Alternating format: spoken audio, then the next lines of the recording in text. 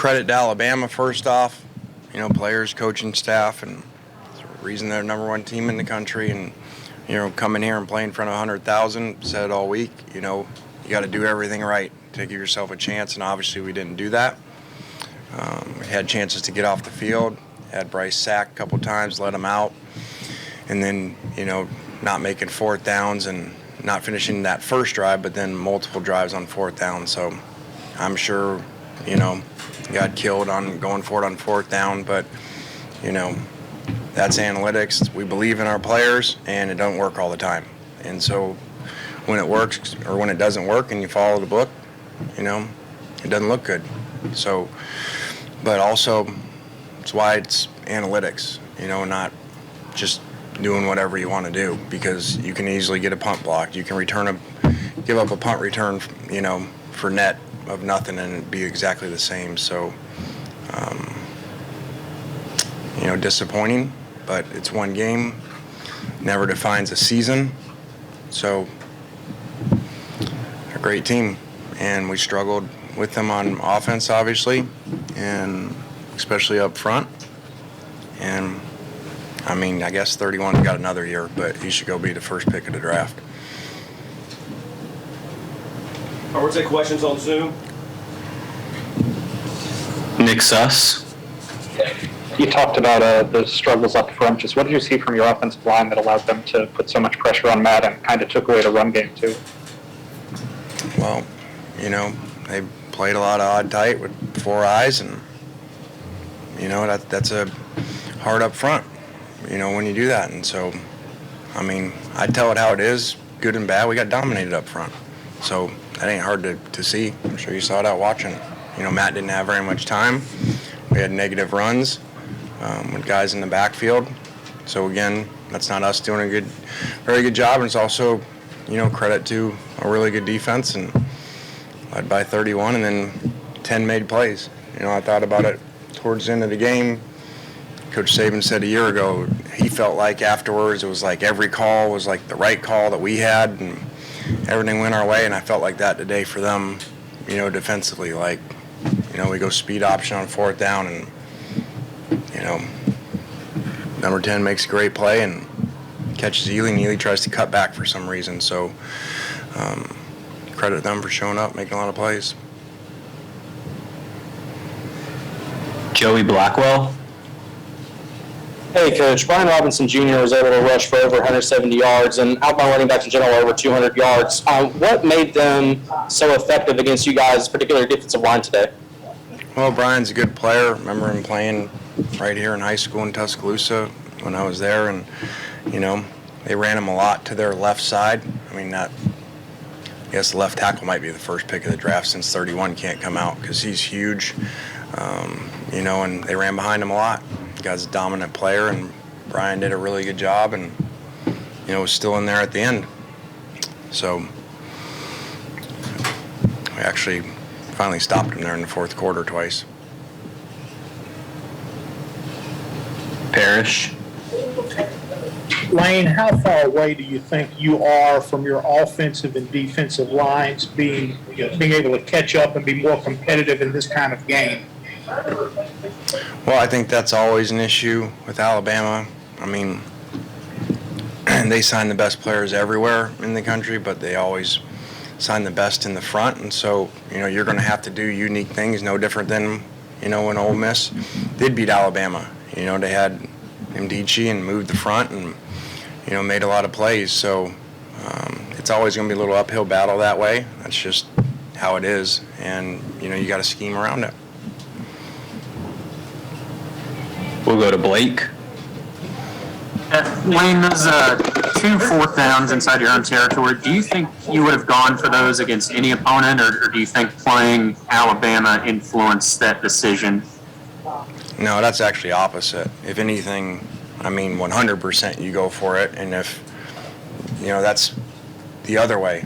A lot of people don't do it because it's like scared money. When blackjack table you got $5, it's easy, put a couple of thousand out there, now you get scared. And so I said we weren't going to do that. We were going to follow the analytics, follow the book, and not get scared because we're in Alabama. And not have confidence in our players and punt. Because, again, you can punt and then go score. They scored every possession but one in the first half. So, I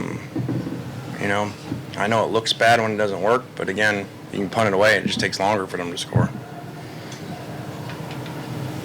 Back to Nick.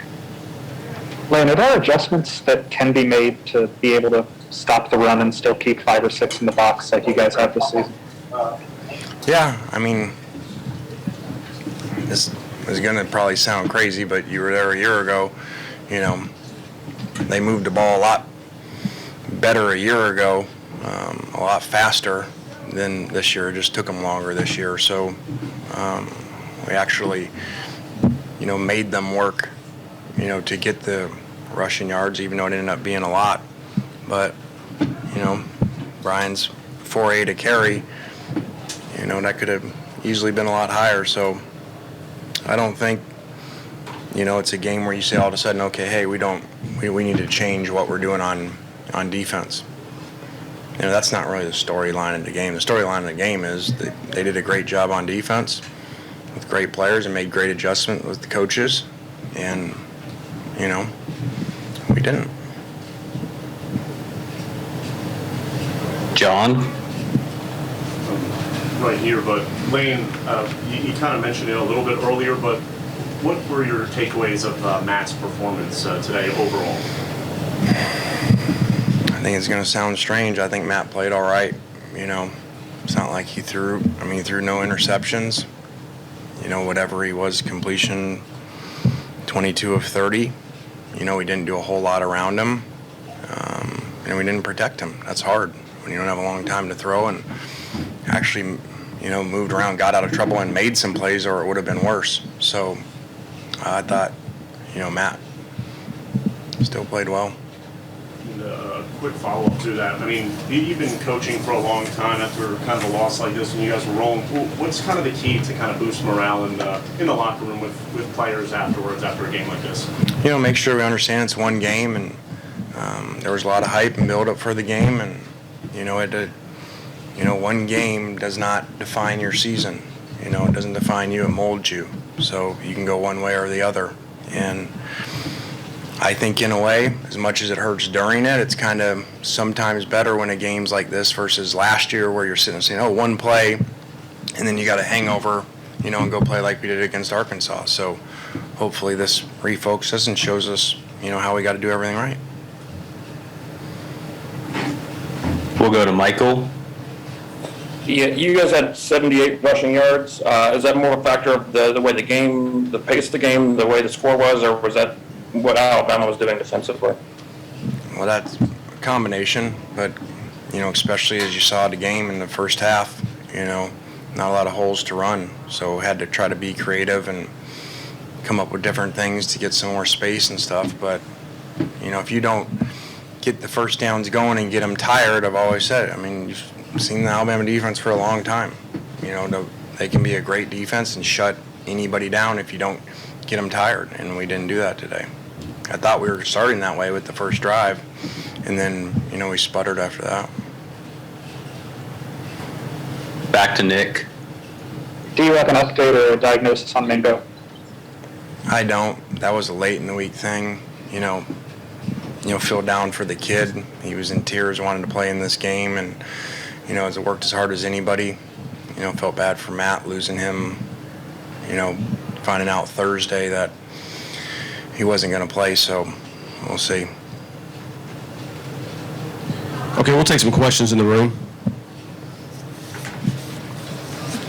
Coach, how much was playing at Bryant-Denny at full capacity, kind of your first true road game of the season, a factor in this game? I'm sure it was. Once you put the headset on, we don't hear that as coaches. But, that's why they call home field advantage and 100,000 people, So I'm sure it affected the players somewhat. I didn't feel like we had, a lot of crowd noise issues where you saw a lot of false starts going on. And